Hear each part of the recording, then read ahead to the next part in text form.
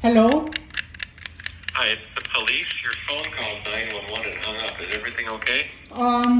I am locked inside my garage because someone is jamming my garage door, and I am clicking my garage door opener and it's not working. And right now when I called you all, the garage door had opened when after clicking it multiple times, and now I'm inside my garage and now it's opening. Like, what is going on with my garage door opener?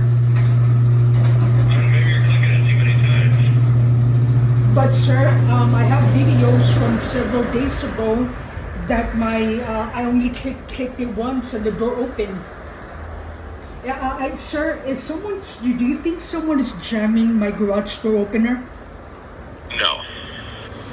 You don't think that's happening? No. I'm happy to send the police over there and investigate if you think that's happening.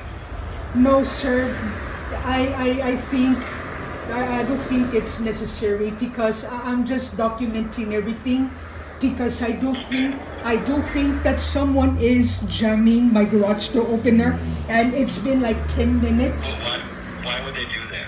I don't know, sir. My neighbors, they're just acting weird. Okay.